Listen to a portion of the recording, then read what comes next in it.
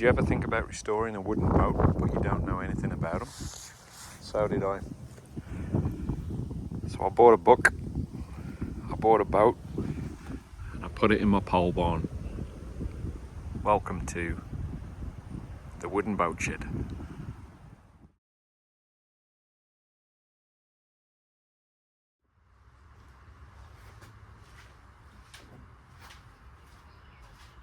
Alrighty, so everything stayed where I hoped it would stay. It's now 3 days after, so it's still looking great. The next step I'm going to do is start to, number one, drink this cold beer. But besides that, I'm going to put all of these planks on, and I've decided to do a dry fit and drill everything. So this will be the last dry fit. I'll drill everything. I'm not going to drill the front on the bow because of where that curves around quite tightly. I think there's a danger of too many holes could equal a snapped plank. So Mike Green recommends that you don't put too many fixings in the front too early on. He recommends just using a few with washers just to pull it round, and then fix it finally once all of the adhesive is set. So I'm going to follow that advice. Backside, everything back from the bow, I am going to do all of the screw holes. It gives me plenty of time to do the screw holes. There's no rush. I can make sure everything lines up. Whereas if I think I was fitting with the adhesive, I'd be panicking that the adhesive was going off. I'd be rushing to get all the holes in. It's gonna possibly lead to a mistake. So I think it's much easier that I do one last dry fit, which is a pain, but it is what it is. It gives me plenty of time to do the screw holes, minimises my opportunity for error. And it's also going to make sure I can get all these planks back in the right place, because I'm also worried that if I try and get these planks back in the melee of wet adhesive and I make a mistake, that's kind of game over at that point. So I think it's worth doing the extra dry fit. It's not what Dannenberg recommends. Dannenberg recommends you just go for it, but he's talking about like a couple of people, lots of experience, and just drilling and fitting everything in one day. I just, on my own, don't think that's possible. Obviously, if I had his experience and a couple of experienced guys around, you could probably do it differently, but that's not where I am. So I'm taking a slightly different approach here. We'll see where it goes. So first thing is to get these planks started to lay back out again, and then start to carefully put some holes in, moving towards plank day.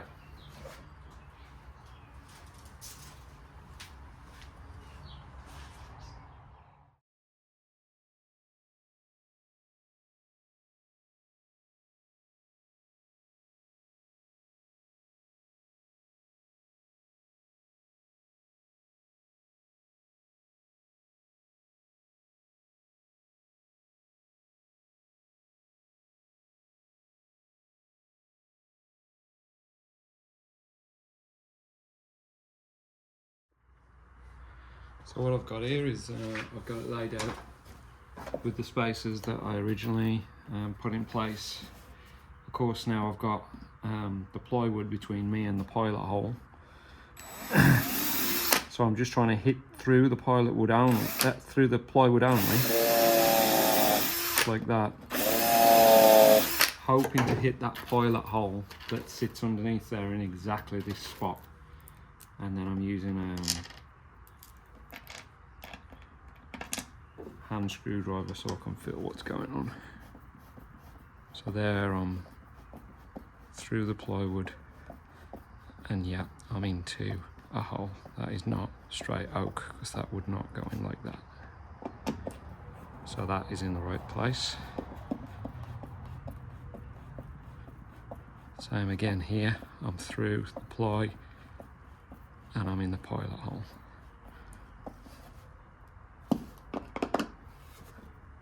That's what I'm aiming to do, is just relocate my original frame holes through that 1/8 ply and get these location screws back in to where they originally were.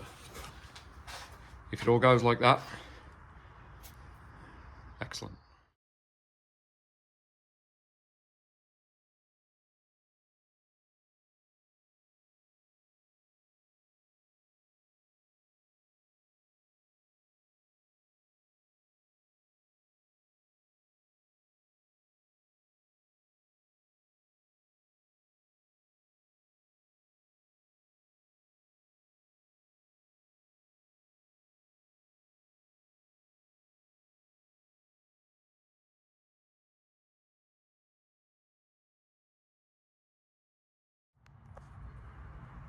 Seems to be going well so far. So let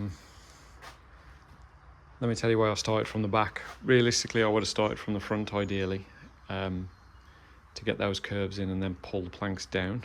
It's going to be a little tight getting those to curve round. I have done it before, so I know it's doable. If the planks were thicker, you might wrestle with that. And the reason I started from the back is because I've got these lines that line up all my frames here, so it's really easy to get these nice and square on the back, which means I've got a really good chance of hitting the holes here. I'm also laying all the planks down at once and spacing them, and that's because I know this garboard was tight, so I didn't have any gap on the garboard plank, but I know I had a 1/16 gap on all of these other planks, so I really need to try and get the whole thickness of the planks in between the keel and the chine, so that I know my positioning is as accurate as possible when I try and hit those holes. So normal logic would have you work from the front back if you were just planking a boat, but here, because I'm trying to hit pilot holes, I'm working a little bit backwards. I'm working from the backwards forwards, and I'm trying to, you'd also always work from the garboard out, obviously, but here, because these have been on once and I'm trying to hit holes that are already existing and I know it should all fit, I'm assembling it in a way that I can recall exactly where everything was. So a little bit backwards from what you'd normally work. It's going together well. So this is the first time I've seen it with the actual full alignment. So everything seems to be lining up thickness wise really well. So that's really encouraging. I'm managing to hit all of these holes and find them again. So that's really good. So I guess I'm going to have a bit of a challenge when I come to the front here to try and make sure everything comes back together like it should. But if it does, then I can start to actually start to drill all the holes that I need now around these main location screws. And then, yeah, I'll be ready to plank. So, yeah, so far so good. Another beautiful day here in Western New York, and it's even better because I've got the front around.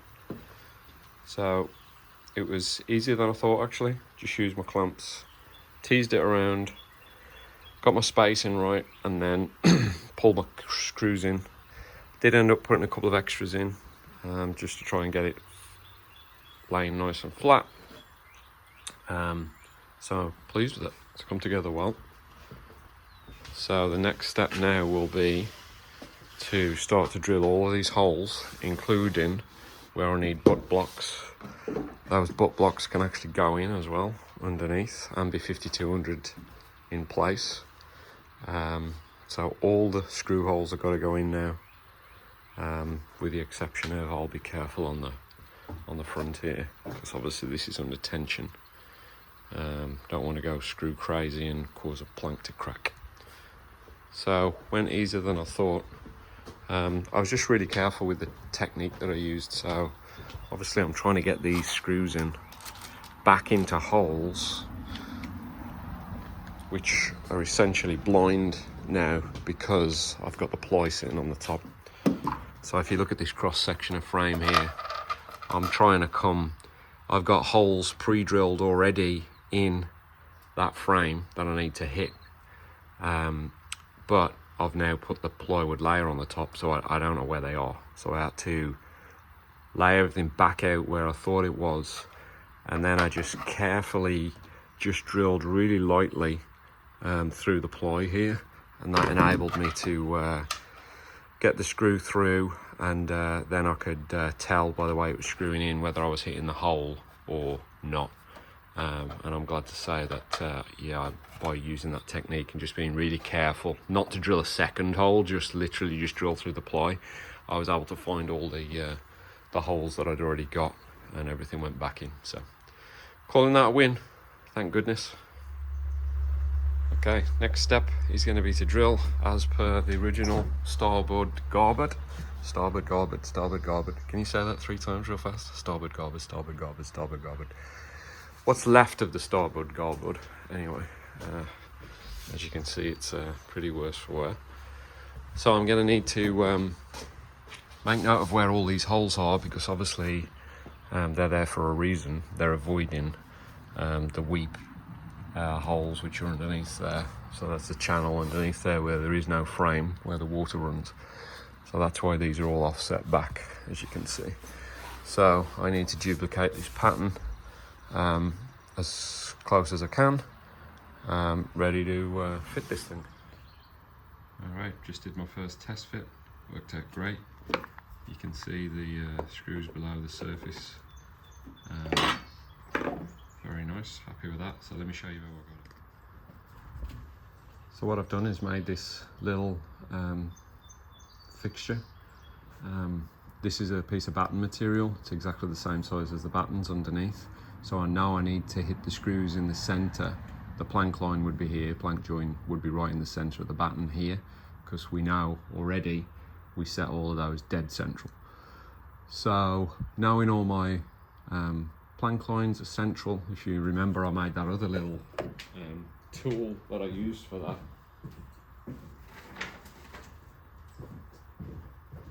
You might remember this guy from earlier on that I showed you how to make.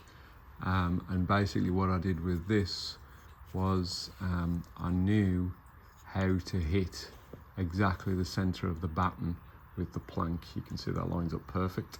So that means all of my joins in my planks are meeting on this line. So that means I need to hit the screw hole right in the middle there. So I've cast the line down for the plank join. I've halved the meat that I've got either side, and then I've got a couple of bolt nails here that act as location. So I can just put that on anywhere along the boat now. And then it's just a case of lining up with the holes that I've already got across the planks here, and then I can come in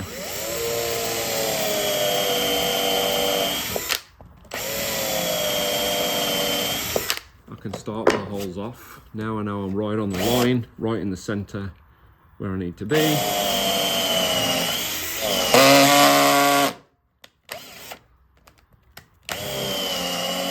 And I can finish it.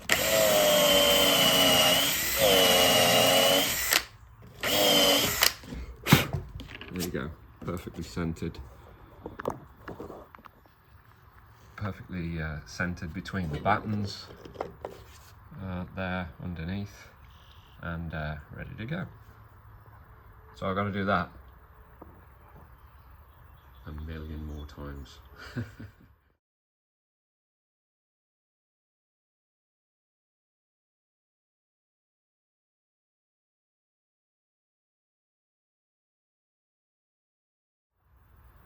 That technique's working out well. It's giving me a nice consistent pair of holes to edge each plank.